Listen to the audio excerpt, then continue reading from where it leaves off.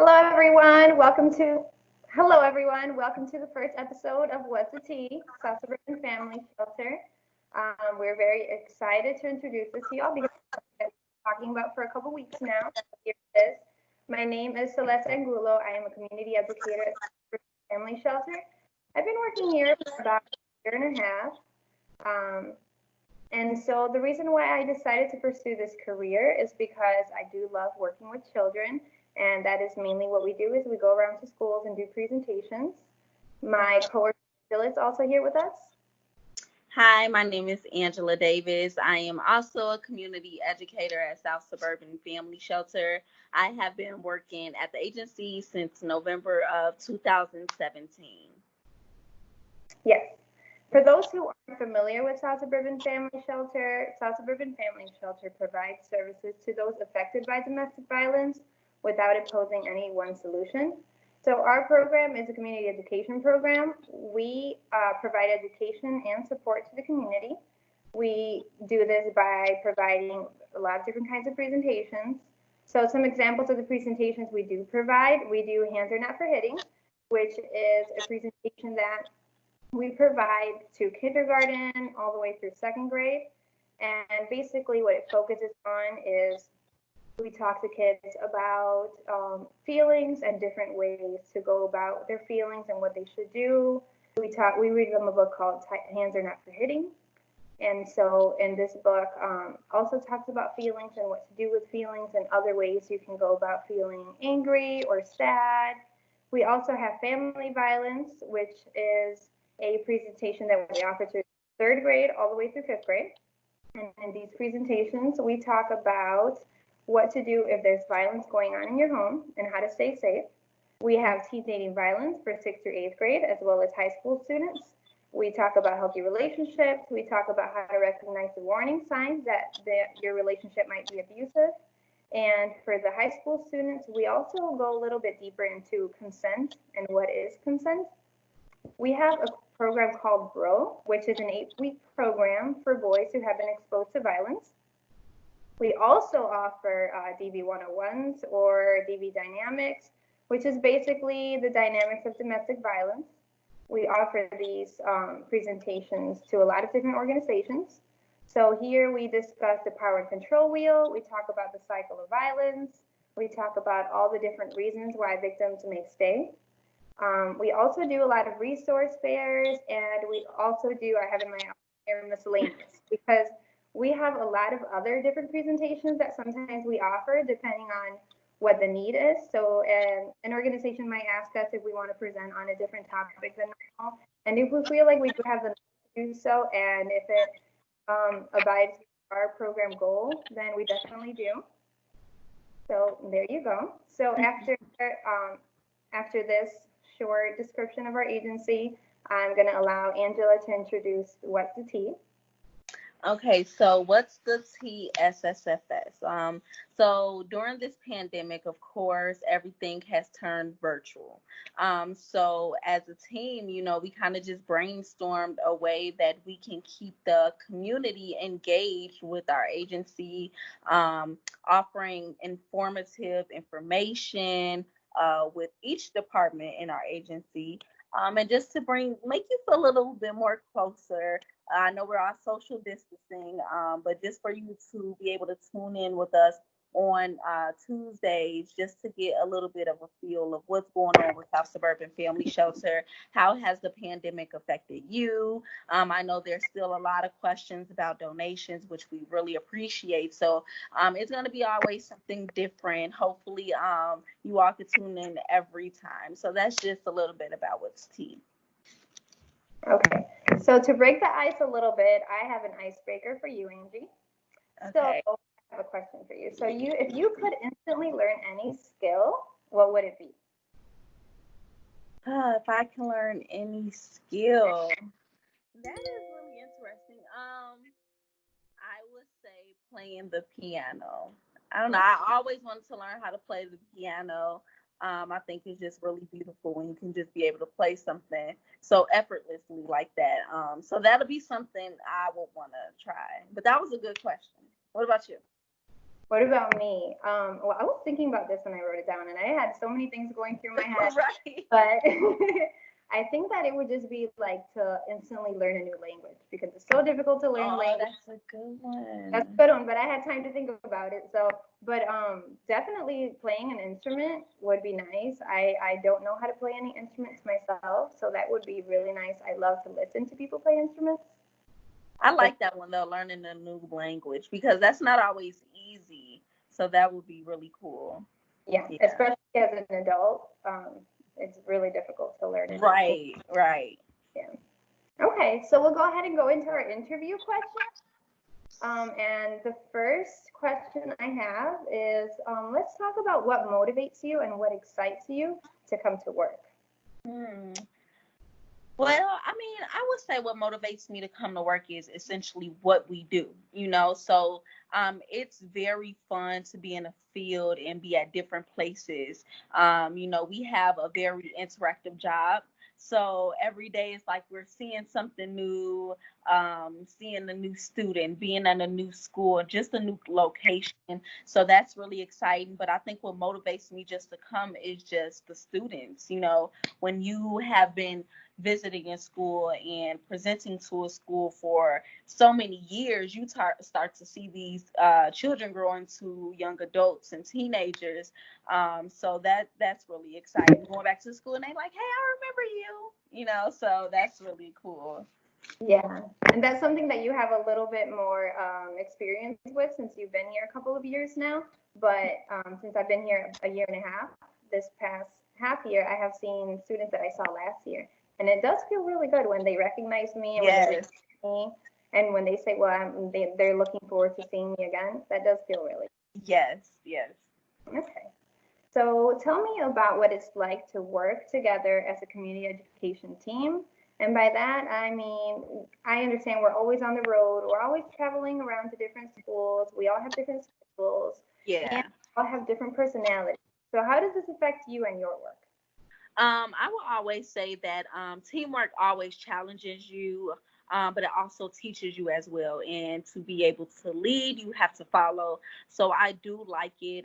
It is funny because we are always at a different place, at a different school. What I do like about that, though, is that it's more of us, so we can get out there to the community more, So with us being able to be at different schools, we're reaching more students with the education that we're trying to provide. But the difficult thing it could be is scheduling meetings, right? So if we're always gone or always on the go, that could be sometimes difficult to, get the meeting scheduled. Or if you just don't want to sit in the office by yourself and you know that your teammates are gone at other, handling different responsibilities. Yeah. Okay. So, good answer. Do you consider yourself an introvert or an extrovert? And how does this affect your role here at South Suburban Family Shelter? That's a good question. I would say that I'm definitely an extrovert. I'm definitely a people person. I always want to talk and be around people. So definitely with this pandemic, it makes it hard. With us, with our job, we work from home. We're not very active in the office right now due to safety reasons, which is very understandable. But it can get hard, when you're just stuck in the house and you're so used to being out and being around people. It definitely, can wear down on you mentally, which is just really important to even just point out itself that people are really being affected by this global pandemic. Yeah, exactly. For me, I think it's a bit of the opposite. I consider myself an introvert. So going out and talking to people is a bit of a challenge for me. Yeah. This pandemic in the beginning was not difficult for me at all because this is what I like to do. I like to stay home and not talk to people, not go out anywhere. Right. I expect it to last this long, so now it is a little bit difficult for me. But for the most part, going out and seeing people every day was a little bit of a challenge for me in the beginning. Yeah. But I'll go ahead and move on to the next interview question here. So tell us about how you normally collaborate with schools, and what would you say is the most effective? So how we would normally collaborate with schools is through email or by phone. So simply just emailing them, introducing ourselves, introducing our services and what presentations we have to offer. So it's a lot of communication, like I said, by phone or by email. And also, too, a lot of the relationships have been built from previous community educators that have worked at South Suburban Family Shelter. So a lot of times we'll get calls from them wanting to schedule for us to come back again. So we do a lot of teamwork with that of, just networking. Networking is just really important, just to be able to do our job. As simply as going into the schools. Yes, exactly. I understand that when we do go to these schools, we see students for these presentations vary. They go from about 2 to 3 days. Mm-hmm. So how likely is it for a community educator to actually build rapport with the student? Mm-hmm. Also, what tactics do you use to build that relationship and to make students feel comfortable with you? That's a good question. Because, sometimes we are only with them for one day, sometimes it may be 3 days. I would really say that being very relatable with working at this job, I just really realized to build a rapport with a student, they have to be able to relate to you, and, sometimes your presentations just won't always be structured A, B, C, D, sometimes you have to, tend to that student who has a serious question about something that kind of throws off your presentation. But also, too, I think that just being able to speak with them, just letting them know the terms of what is confidentiality and, just being able to be that trusted adult to them, and just like I said, being at that school, they students and kids, even teenagers, they can feel your vibe on if you're genuine and if you care. So if they have that vibe towards you, they're already gonna really connect and gravitate to you. So I really just say that first thing is just being very relatable for them to even open up and listen to us. Yeah. And I would have to say, Angie, that is something that I noticed ever since I first started working with you, is that you have that vibe. So a lot of students feel relatable with you. A lot of students feel that they can open up to you just when they first see you, when they hear you speaking. Yeah. Thank Okay, you. so no problem. Okay, so let's talk about when a student does disclose an issue, maybe an issue that they've been having that is related to the tutor topic. What is your next step? How do you proceed? Yeah, that happens. Unfortunately, it happens a lot, where if we're presenting, which you may have experience as well, so maybe you're presenting and the students start crying, what I try to do is, really get the classroom to kind of still focus in on me by, okay, let's do an activity or let's answer this question, or, I kind of do something to keep them busy just so I can get the attention of the teacher that a student is bothered by it. And of course, I kind of follow up that student afterwards, just, to let them know that, we're here for you. But what's most important is to go to that social worker then, and kind of explain to them what we've seen. Because, of course, we are still mandated reporters. So that would be something that will kind of stick with me, if a student was affected by it, So with our presentations, we do give the pre and post test. And, the question does ask, would you like to speak with someone about the violence in your home or in the community? So if students are, ready to check yes, then we do give those names to the social worker for them to follow up with them. Definitely. Yeah, I agree. Social workers are a big part of this process. A lot of the time, they are the people that we're communicating with. A lot of time, they're people setting up these presentations. And so we already have built a rapport with the social worker. And what we do is we just give them this information and allow them to do their job and do what they do best. Absolutely. So now that we've provided a better understanding of the community education department and what we do, so how has this pandemic affected your work, considering that we're heavily involved in schools? Yeah. I would say for sure, it affected us because we can't be in schools. It definitely cut us very short. There were a lot of resource fairs that we were partaking in, a lot of bro groups we were building up, and a lot of presentations that we had, so the pandemic definitely affected that, which of course has affected the students greatly, but also too, now it's more so of us brainstorming how to be more virtual. How do we adapt to what's going on right now? So now it's more so how do we be creative to still provide the education that we have, So I know that, of course, we have one of our lovely community educators, right, Celeste?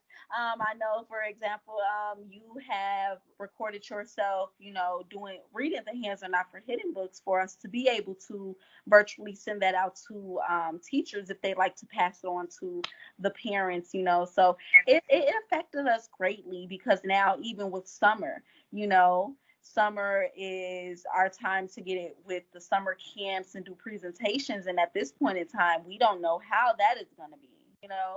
So it's really a lot of revamping now to know how to adapt to our world right now. Exactly. Yes.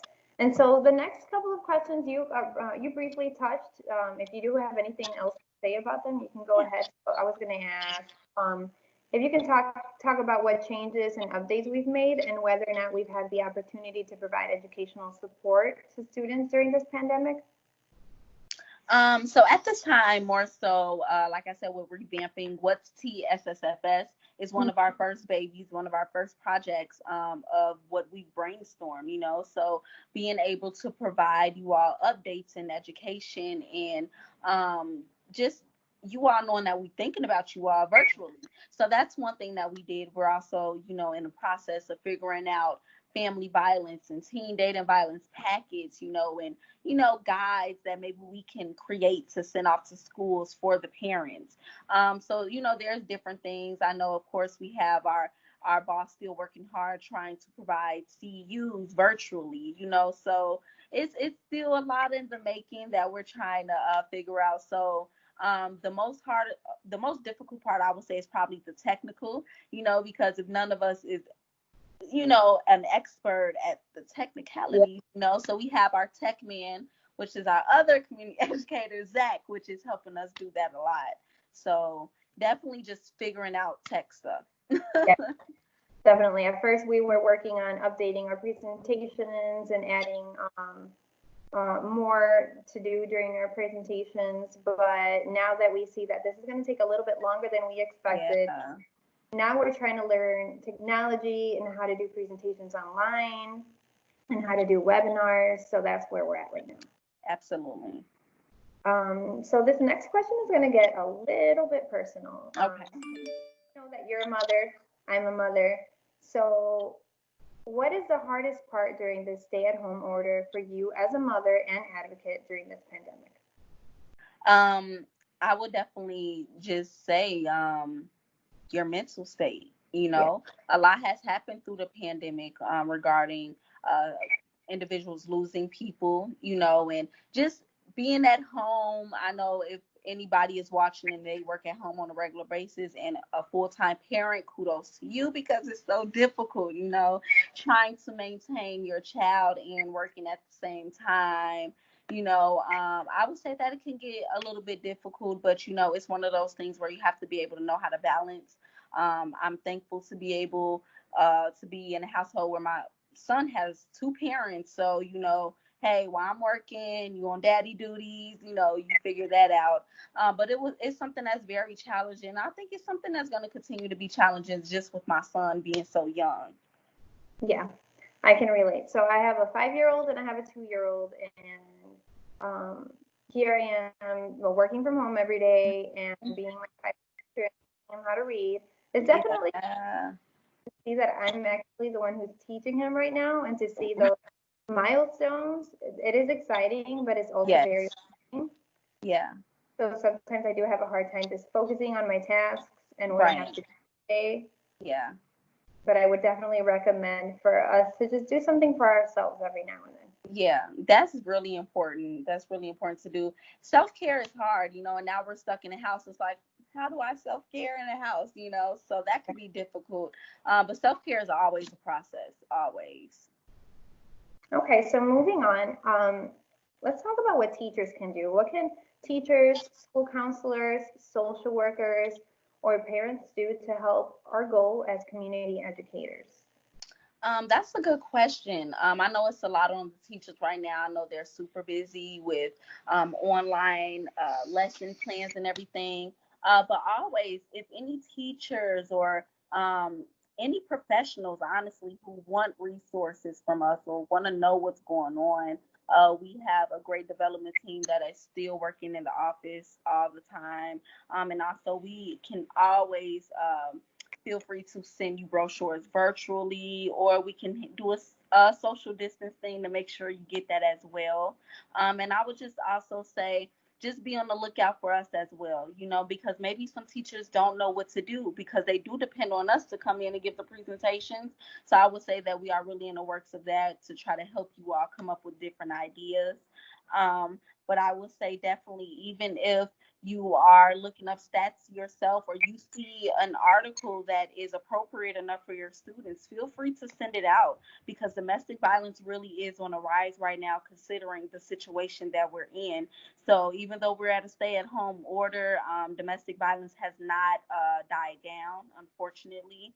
So I will also say what people can do is just be a great neighbor, look out, pay attention to those around you, because I know we lost the meaning that it takes a village to raise somebody. It really does take a village, so as of right now, it's really important that we get out the mindset that's not my business, no, I don't want to deal with that, they're still staying, we have to just, be a better advocate for each other because right now it's a lot of us that really need that support system. Yeah, exactly. So my next question is kind of following along with that. So let's talk about how we can, as an advocate, as an agency, how can we help children during this time? And considering that teachers are no longer seeing students on a daily basis, what can we do as neighbors, as advocates, and as an agency as a whole? That's really a good question. I know that probably our counselors is dope at this question, but I would say honestly, just with safety planning, I'm sure there are some videos on YouTube showing safety planning with family violence, teaching them, to try to stay away from the fight. Down 911 if someone has a weapon or if someone is being hurt, make sure your siblings are safe, because at this point in time, with us being in the stay at home order, children are probably seeing a lot of different things right now. They're probably really frightened. So I will also say, especially to our professionals, we're still mandated reporters, whether we're working from home or not. So again, just to go back, just pay attention. And if something doesn't sit right in your heart, make that call. If you hear a lot of yelling a lot and kids, it may not be a physical thing, but just check on your neighbors just to make sure everyone is doing okay, just in a safe way, in a safe manner, by all means. But definitely just showing your kids and those around you maybe just the safety plan and videos that they provide. Exactly. Yep, good answer. And so, since our department primarily works with children, what are some safety planning tips for those tuning in who may have kids? What do you think that they should be telling their kids to do just in case there is some violence going on in their neighborhood or in their home? What is the safety this to the children? I would think it's always good to talk to your kids and just ask them, hey, mommy and daddy may argue sometimes, and arguments are normal in a relationship, but hey, violence is not. And if you ever feel scared, you always make sure that you keep yourself safe by, it could be a really hard one, it could be a little touchy one, but just letting them know to find that safe place and, make them feel safe with you and being able to talk to you, because even if it's not violence going on in the house, kids, their imaginations could run wild, and even a slight argument, you don't want them calling 911. It's like, no, we're just arguing about dinner, so You want them to be able to know the difference. Want them to be able to know exactly. So basically what we do in our family violence presentations, if anybody wants some information, you can always contact us. We are still working from home, so we're still able to answer any emails. If anybody needs any resources, any information, any tips on how to go about educating young children on how to stay safe if there's violence going on, we're definitely glad to provide that for you. That about sums up our interview. I don't know if there's anything else that you would like to share. I think I'm okay. No, Okay. That'll be y'all. Yeah. So I do want to thank you, Angela, for all this information that you have provided us with. I also want to thank the viewers for your time. I appreciate your time. I appreciate all the information. Please tune in every Tuesday for What's the Tea. We're going to provide some information and facts, knowledgeable tips on how to stay safe, as well as how to support one another during this difficult time. So if you do have any questions, if you have anything that we didn't answer, feel free to comment below, or you can always contact us via email, via Facebook, any way that you possibly can. We will be here. Yep. Thank you so much. Bye.